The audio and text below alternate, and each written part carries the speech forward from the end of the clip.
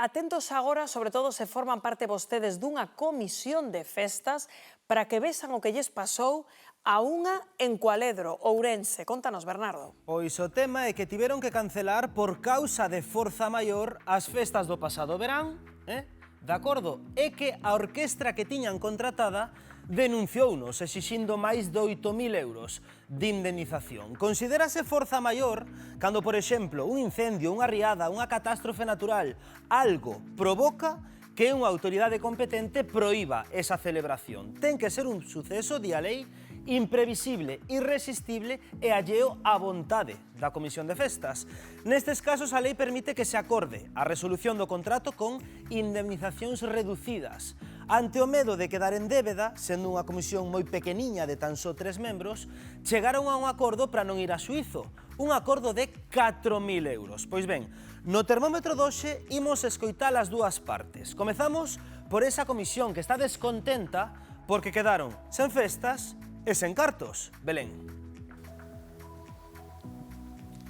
Pois sí, efectivamente, quedáronse sin festa e quedáronse sin cartos. De feito, estamos aquí con varios membros da Comisión de Festas e tamén con varios veciños. Luís, que tal? Bo día, ti eres o presidente. Contanos, que foi o que pasou con esta orquestra?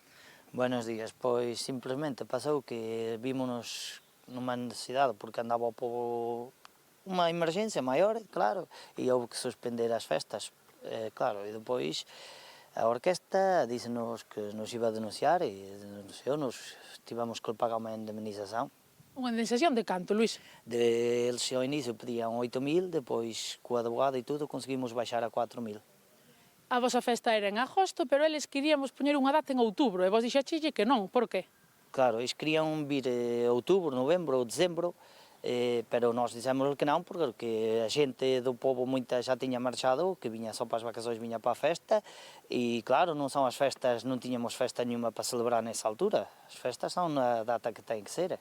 Moi ben, Luís, moitas gracias. Por aquí está tamén Lidia, que é unha veciña daqui da zona. Lidia, que tal? Bo día. Contábasme que estás pois indignada por esa falta de empatía da orquestra. É o que máis nos fastidia, porque non puxeron nada da súa parte. Según nos tiñamos máis cousas contratadas, tiñamos gaiteiros, tiñamos charangas, tiñamos disco móvil, tiñamos outro grupo, ninguén pediu nada, todos empatizaron con nós e dixeron, Dios mío querido, non, todo o contrario. Eles sí, eles querían cobrar igualmente sin actuar, algo que a eles non lle acarreou ningún gasto. Eles non tuveron que desplazarse aquí, eles non tuveron que montar, a eles económicamente non lles influiu, pero non empatizaron con nós, non nos entenderon, que só nós sabemos o que pasamos neses 4 días. Moitas gracias. E por aquí tamén vai haber festa ou non vai haber festa este ano? Pois sí, Belén, este ano vai haber festa. Temos un remanente aí do ano pasado, houve unha reunión na Casa de Cultura onde o pobo decidiu dar unha pequena aportación, non unha cuota como se estaba dando, pero unha pequena aportación e con eso vamos facer unhas boas festas para este ano, en agosto. Pois moitísimas gracias, acabades de oír os compañeiros, quedáronse sin festas e sin cartos, pero este ano, aquí en Cualedro, vai volver a festa. Pois Belén, escoitando todo, aí están vendo en pantalla a Flor, que ela é a administradora desa orquesta. Que tal, Flor? Grazas por atender a chamada do termómetro. Bueno, acabas de escoitar ti mesma, como todos, pois o descontento desa xente de Cualedro.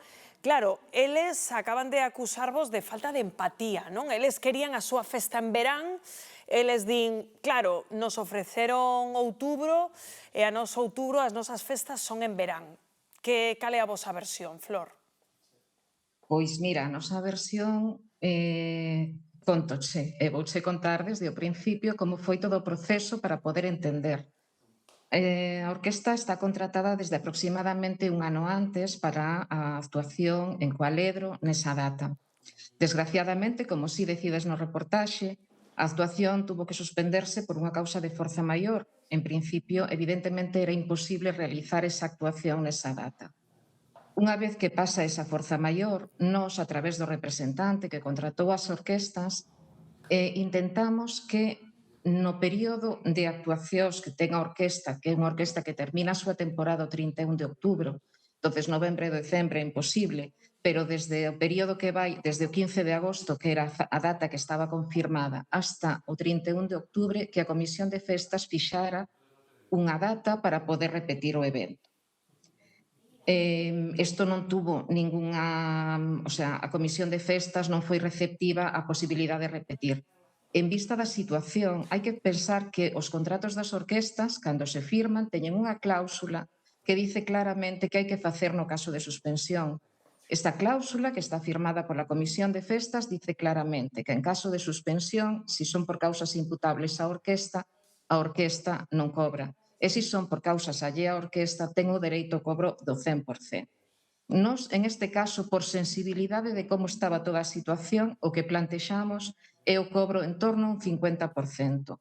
Non chegou a haber ninguna negociación siquiera porque a comisión cerrouse en banda. Nos, ante a falta de receptividade pola outra Claro, banda... que eles non querían cartos, querían a festa na data que les a Claro, pero é que, houbo que suspender. Eles non teñen a culpa, pero nós tampouco. Hai que pensar que o 15 de agosto, como todos sabedes, é a data máis importante do ano para unha orquesta. Unha orquesta necesita que a súa facturación, son empresas, teña lugar en determinados días. Non sempre estuvemos abertos á negociación, sempre, desde o minuto 1, e lle comunicamos ao seu representante. Como non houbo ningún tipo de resposta pola outra parte, o que fixemos foi recurrir á vía judicial, como sempre que dúas partes non están de acordo, pois que un xuez dixera quen tiña razón. Eles tiñan un contrato firmado, eles alegan forza maior e eu entendos perfectamente e sempre estuvemos dispostos a unha reducción de cachet, estuvemos dispostos a todo, pero non tuvemos receptividade.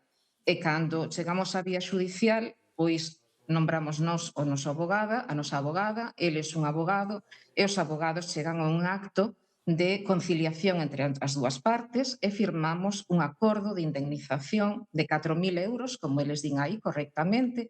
Ese acordo de indemnización non é nin o 50% do caché. Eles perden unha parte e ao mesmo tempo nós perdemos unha parte. Nadie ten a culpa destas situacións, pero tamén entendemos que a orquesta non é por falta de sensibilidade. Por falta de sensibilidade poderíamos recurrir e intentar cobrar o 100% do caché, o xuiz diría. Nós o que intentamos sempre foi chegar a un acordo. Como isto non foi posible, hai unha negociación entre os abogados. Queda claro, Flor, como teño aquí, ademais, a dous expertos xuristas, Alejandro, como ves ese acordo, digamos, salomónico, non, o que se chega finalmente? Non sei se lle queres preguntar algo a Flor. Sí, que tal? Bo día, Flor. Hola, bo día. A min o que sí que me... Vamos, pues, sería curiosidade saber como se calculaba a reclamación. É dicir, facíase a petición inicial, a demanda que se se interpuso, que me imagino que foi unha demanda de conciliación, como ti comentas, non? Inicialmente. Exacto, sí. Que se calculou o importe? En base ao caché directamente, o sea, reclamábase o 100% nesa demanda de conciliación? Vamos a ver, na demanda de conciliación o que nos inicialmente reclamas o que aparece no contrato pon o 100%. Nunca foi a nosa intención chegar ata aí. A nosa intención foi sempre chegar a un acordo. Entendemos a situación da Comisión de Festas e entendemos a situación de toda esa zona, pero nós, ao igual que outras moitas orquestas, necesitamos o cobro das nosas actuacións, porque os resultados económicos dunha orquesta mídense en moi poucos bolos ao largo da temporada. E supoño...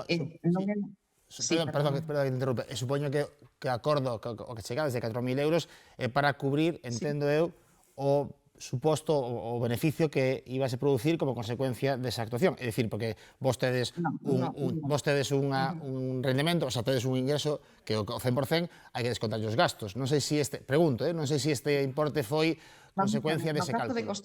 Cada orquesta funciona de unha maneira determinada. No caso de Costa Dorada, todos os músicos están a sueldo, non cobran por bolo, sino que a final de mes, tú actúes ou non actúes, os músicos teñen o seu salario, a súa seguridade social durante 6 meses ao ano, que é o período de actividade da orquesta.